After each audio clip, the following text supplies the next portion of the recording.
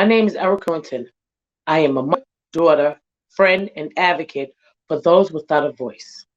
My passion is driven by my experience. In 2017, I gave birth to a son that was removed from my care by ACS due to testing positive for an illegal substance, but that's not the worst. I had two other children that went to Atlanta with their father for the summer, and because of my previous interaction with ACS, I was told by the caseworker that came to see me in the hospital to bring them back to New York City. If I didn't, I would more than likely lose my parental rights. Do you know how traumatic it was for my children coming home from a vacation only to be removed from their home? I can't begin to explain the trauma to them and myself. They were then put into a total stranger's home. No one explained to them what was going on for a week. So when I finally got to visit them, they were angry and lashing out towards me. The worker took trust and reassured them that I was doing everything I could to get them home. I complied with everything ACS asked of me, and it still took a year and a half to get my children back.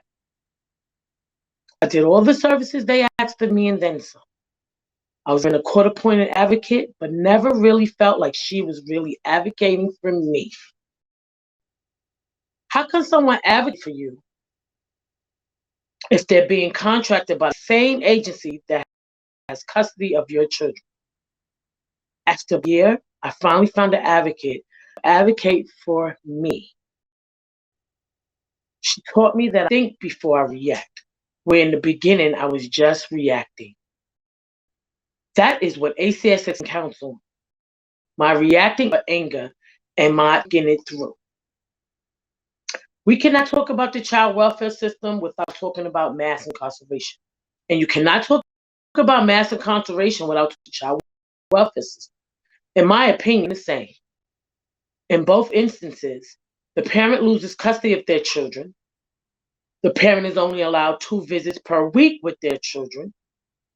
And like with mass incarceration, the child welfare system targeted mostly Black and brown families in low-income areas. Like Joyce McMillan says, sometimes cops are called caseworkers and work for ACS. A solution to this is to provide more support services to help families avoid family being torn apart. Let's have more preventive service in place and less family police, aka yes. This past year had its ups and downs, mostly ups. Started a new job, working as a parent, coach, and advocate for an organization that supports parents with mental disabilities that are impacted by ACS and or domestic violence. I completed the Faces of Women in Prison program, to which I am grateful for all the things that I've learned and the wonderful queens I have met. I am presently dedicating my life to serving my community. In closing, I implore you to all shift the narrative surrounding our communities. Unity is key. Thank you for listening. My name is